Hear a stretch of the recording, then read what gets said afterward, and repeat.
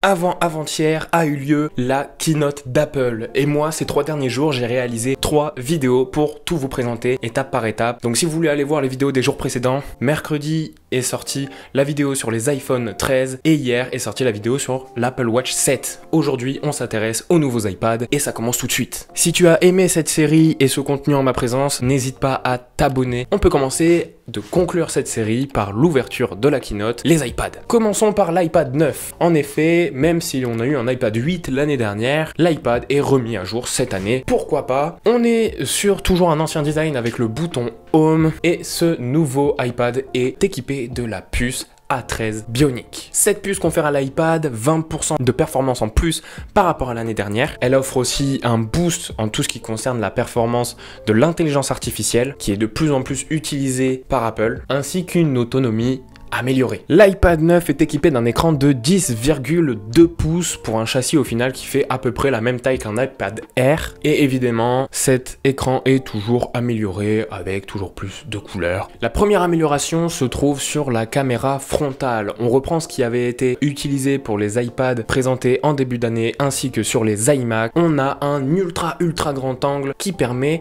de faire un suivi cadré. En effet, pendant vos conférences et vos FaceTime, vous allez pouvoir avoir un cadre qui se resserre vers vous et avec l'intelligence artificielle, vous baladez et le cadre se recentrera automatiquement sur vous.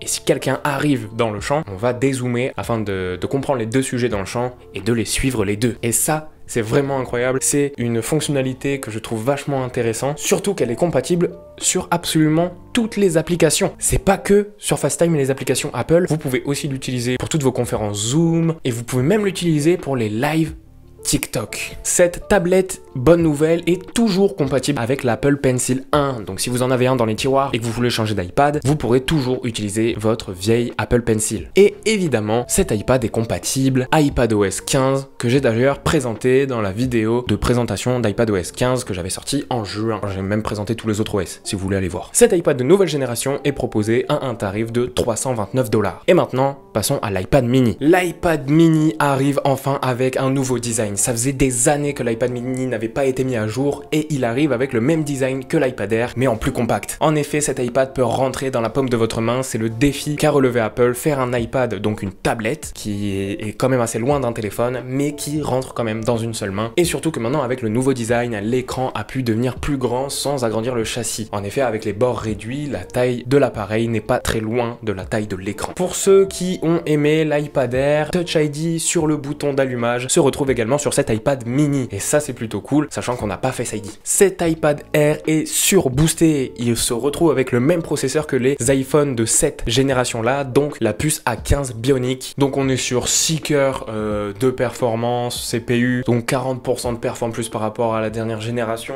un Neural Engine, donc tout ce qui est intelligence artificielle 2 fois plus rapide qu'avant, un GPU 5 cœurs qui offre du coup une augmentation de 80% de performance graphique pour tous vos jeux ainsi qu'une autonomie évidemment boosté. Cet iPad est muni d'un écran Liquid Retina de 8,3 pouces et il est compatible Apple Pencil 2 et on a même l'endroit magnétique où vous pouvez caler votre Apple Pencil. Cette tablette est compatible Wi-Fi 6 et 5G et c'est enfin l'arrivée du port USB-C qui était arrivé avec le nouveau design sur les iPad Pro et l'iPad Air. Maintenant c'est le cas pour l'iPad mini, ce qui donne la possibilité d'ajouter beaucoup de devices à votre appareil, par exemple un disque dur externe. C'est plutôt cool. On retrouve cette fonctionnalité du cadrage centré dont je vous ai parlé tout à l'heure sur l'iPad 9, elle est présente sur ce nouvel iPad mini. Ce magnifique iPad mini redesigné, reboosté, remis au goût du jour sera vendu pour la modique somme de 499 $. Et c'est ici que se concluent toutes les nouveautés de la keynote du 14 septembre 2021. J'espère que vous avez aimé